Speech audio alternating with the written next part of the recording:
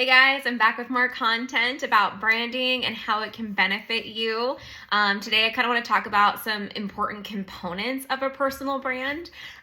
These are just things to kind of think about, like, if you're like, well, what does that mean, right? Like, what are the components that make a personal brand? So I wanted to work through some of the elements that make up like your name, your face, and how you make people feel and why it's so important to your business. So let's start with the first one, your name. So your name can be something as simple as just that, right? But it also comprises of other elements that surround your name. So things like your logo, your brand colors, your fonts, all the visual content that goes into the recognition of your brand. And I like to think of it all as like visual elements of your brand outside of branding photography. So it's all the little things that we do around your content, like graphics and things like that, that are super consistent. Like you need those basic things to really kind of bring it all together. The next one is your face. Your face is kind of a huge component of your personal brand. As I've talked about it a lot in our VIP group lately, as we've been getting ready for this launch, people don't connect with just a brand anymore. They connect with faces, unless you're a major national brand, where it's like your brand is your brand. That's fabulous. But for everybody else out there, like employers or customers, they want to connect with owners, and like people are looking for connections so much, even more these days than ever before. So your face is so important. It's like a highly visual world we live in. Having professional headshots done at least once a year is kind of like an at the minimum. I change my hair all the time, so I probably should do mine more often, and I should probably update a few of mine as well, which I will. I'm going to get in there and do all that, so I'm leading by example. But as far as like investing in brand photography to really get the attention of your audience, build that like no trust factor, most people do that, once every year to 2 years, depending on what they need and what their business requires. The third thing that I had mentioned was how you make people feel. So this is a really important part of your personal brand, because you're defining yourself as like a leader, and how this will shape the manner in which you can serve your audience, your ideal client, your future employer, your community. So all of those things. In my experience, there are 3 key ingredients to learning how to talk to your audience. And I'm going to give you those too. So some extra snippets here for you. So your niche.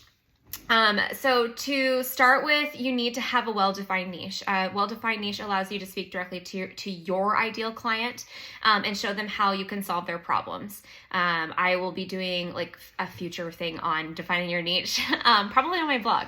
But for now, let's think of it as like researching your brand and learning about your ideal client. Number 2 is the personal brand position statement. So the second component of showing up for your audience is having a well-written and highly visible brand positioning statement. A good brand positioning statement will immediately tell clients like who you are, what problems you can solve for them, unique factors that make you different from your competition in your field.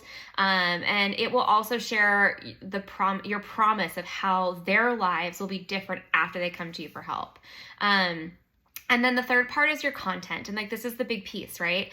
Another component of the personal brand where you can really differentiate yourself and stand out from your saturated market.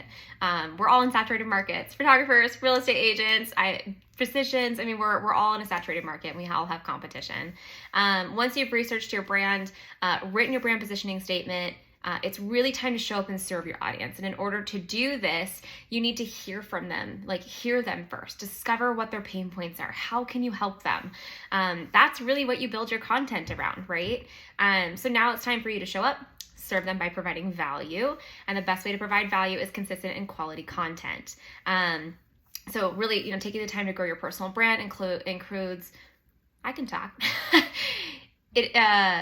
Taking the time to grow your personal brand includes showing up and providing content, something of value to your audience. And your content is one of those essential components to your personal brand, and hopefully engaging them to continue reading or following along. And it will help you serve your clients by positioning you as the expert, as well as building that like no trust factor with them. So really, when you think about the content piece of it, that's where branding photography comes in. It really allows you to have a lot of great content where your face is in there. You're able to, add things in as far as like your brand, with your name, and all those things, your fonts, your brand colors, and keeping it super, super consistent when you're creating content by having those great images to go along with it. So stay tuned for tomorrow. I'm going to have some more great information coming your way. and we'll chat more through this week while our brand launch is happening. Again, our wait list is live. We started that yesterday.